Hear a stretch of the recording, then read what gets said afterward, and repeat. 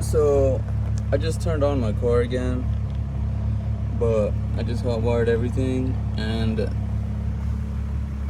then I let my camera run for a while after I turned off the car, and sure enough, it did turn off at some point. And then I checked the voltage, and the voltage had dropped. I think it was like below 11.8 or whatever the heck.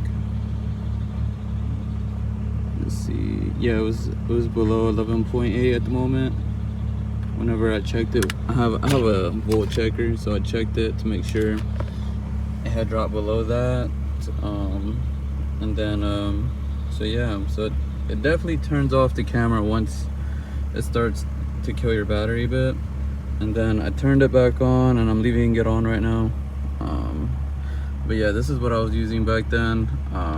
You know, I had it's a plug-in thing here, and yeah, that killed my battery way too many times. So yeah, this is a 100% must have, you know, if you don't want to deal with like a dead battery. Anyway.